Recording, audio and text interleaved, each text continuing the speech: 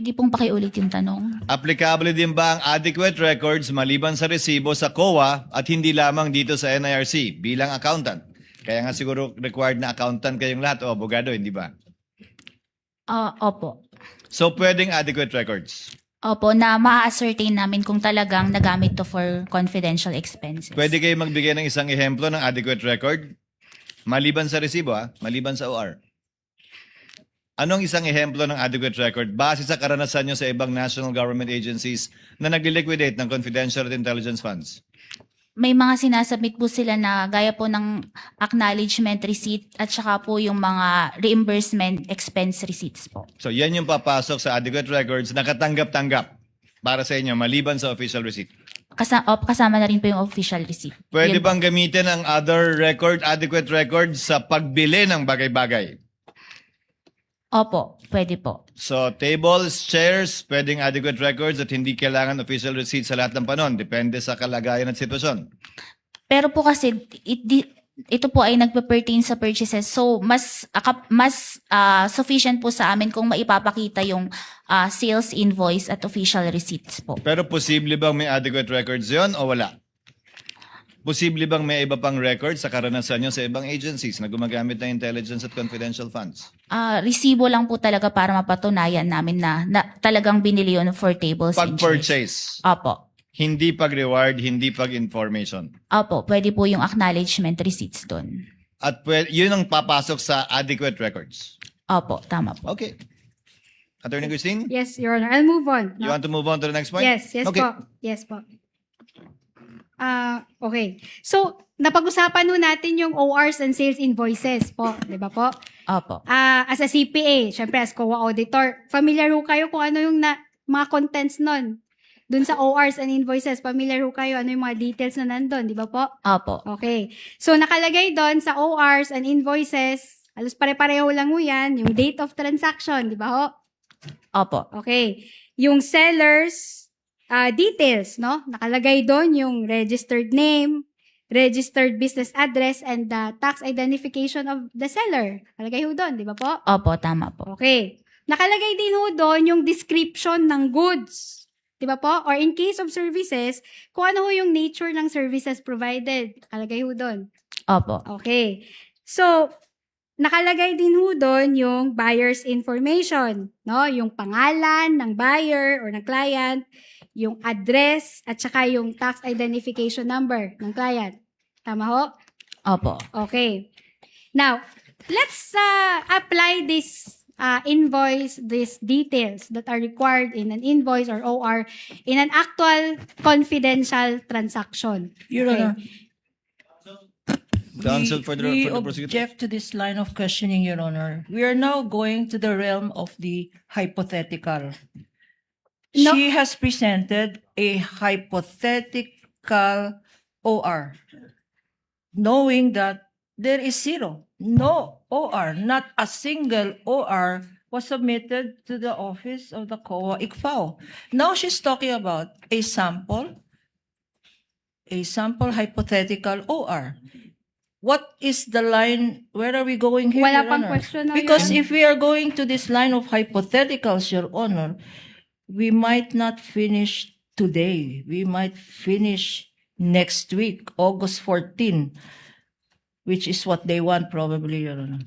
Counsel, I will give the Attorney Christine some leeway on this. Let's see where she will go. Yes, thank you, Your Honor. Okay, so ipagpalagay na ho natin yung transaction rental of safe house.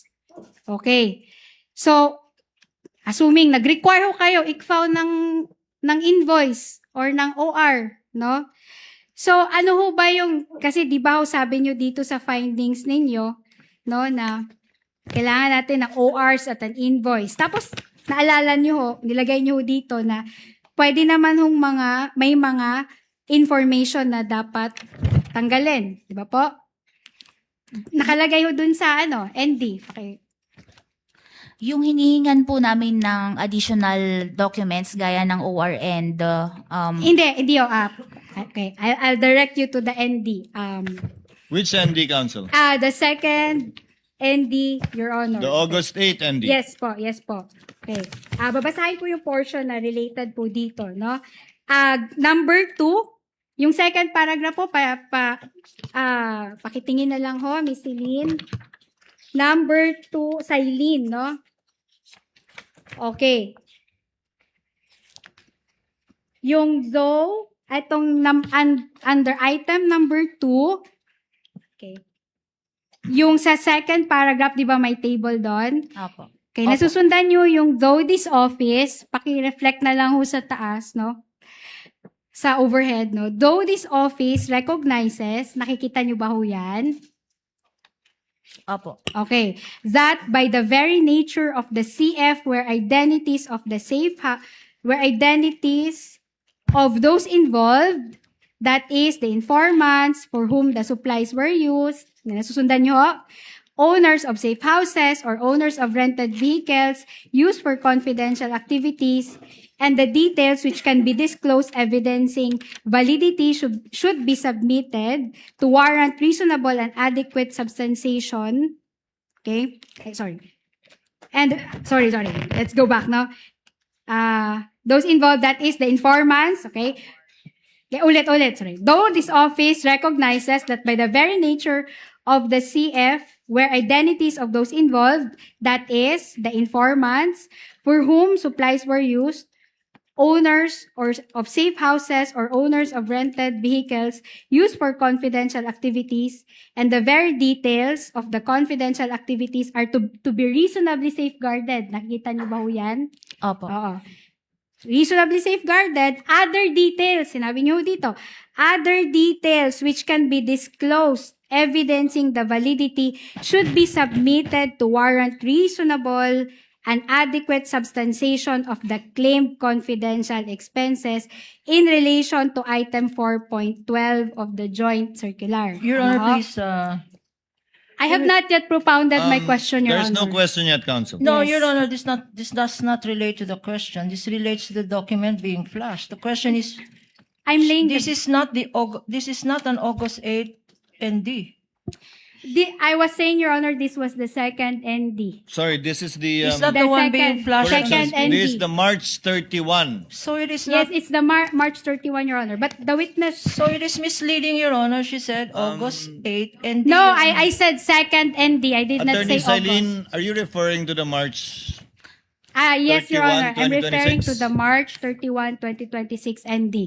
Yes po, yun sa ND dated March 31, So she knows what 2026. she was looking at, Counsel. Yes, It was the presiding officer's mistake when I referred to it as August 8. Yes, thank you, Your Honor. So, nakalagay ho dyan, no? Okay. So, balik ho tayo dun sa requirement ng invoice at OR, no? Assuming nga, yun, rent of safe house ho yun, no? So, base dun sa mga items or sa mga information na sinabi niyo ho kanina, ano ho ba yung pwedeng tanggalin natin doon sa invoice? Yung, Hindi, tatanungin ho kita. Isa-isahin ko to, no? Ano yung pwedeng tatanggalin ho natin doon sa invoice? Okay.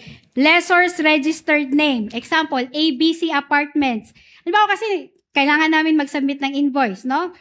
Your Submit Honor, kami please. ng invoice. Wait lang ho, Your Honor. Kindly hindi pa finish your ako- question, Counsel. O, mag-submit ho kami ng invoice. Sabi niyo ho, you recognize that there are information that are sensitive. Tama ho ba? So, pag nag-submit ho kami ng invoice involving as rental of a safe house, ano ho ba yung pwede naming tanggalin? Okay. Lessor's registered name, ABC Apartments, kunyari, pwedeng tanggalin? pwede po bang may Now, ika-clarify lang answer, po ako? Attorney Silene, before you answer, yes, Attorney Kapunan, you were saying Your something? Honor, this line of questioning already is, number 1, argumentative. Number 2, hypothetical, Your Honor. No, Because it's based this on the witness it's based has on the testified. ND. And I think some members of the court would also like to find out what is acceptable and what is not, given the confidential nature of this. I think even one of the senator judges will be pursuing this point later, so it might abbreviate the proceedings if you are able to answer now. Ano yung Submit, Your katanggap-tanggap na laman ng invoice, Silene? Kung dapat itago na confidential ang ibang mga impormasyon. Pwede po bang i-explain ko lang po muna yung nasa ND? Opo, sige po. Kasi po ang hinihingan lang po namin ng official receipt and invoice, yung lang pong expense pertaining to purchase of supplies and provision of medical and food aid. Hindi po nabanggit yung sa rental ng safe houses. So sa rental, hindi kailangan. Hindi po. Ang hinihingan lang po namin ng official receipts at ng sales invoice is yung purchase of supplies and provision of medical and food aid. Na ginamit sa pagbigay ng reward. At hindi doon po sa third quarter, hindi na siya reward. Naka-reflect na siya as supplies. Supply na. Opo, kaya doon po. Pero yung sa rental of safe house, inaccept naman yung acknowledgement receipt. So sa pananaw mo, hindi kailangan maging confidential yung binilan ng supplies. Kasi po ang confidential, di ba po pag bumibili tayo ng supplies, ng food, ng medicine, standard procedure po yung merong resibo na matatanggap from the establishment kung saan po natin binili itong mga supplies, food, and At sa pananaw mo medicine. nga, hindi dapat confidential yung binilhan. Yung pinagbilhan po kasi yung sa paggagamitan yung confidential expenses. Okay. You may proceed, counsel. Okay. So, sige, ibahin na lang po natin, no? Gawin nating supplies, no? Halimbawa, pagkain. Supplier ng pagkain, no? Opo. Okay. Ano yung pwedeng tanggalin doon? Let's say, the supplier's name. Let's say, ABC Catering. Pwedeng tanggalin? Opo. Okay, tanggalin natin, no? Yung location ho, yung business address po ni ABC Catering. Let's say, ground floor, Multinational Bank Corporation Center, 6805, Ayala Avenue, Makati City. Pwedeng tanggalin? Hindi naman po confidential yung mismong establishment na nagkwan nun eh. Yung, ang kinakandit po dito, pinanggamitan. And doon po sa resibo na yon, hindi naman po siya confidential information. No, just answer the question, no? So, Ask and answer, hindi Your ho Honor. pwedeng hindi tanggalan yung address ng supplier ng pagkain. Kasi Ask po, and answered, Your Honor. Ask and answer. Not yet, Your Honor. Not yet. Counsel, ask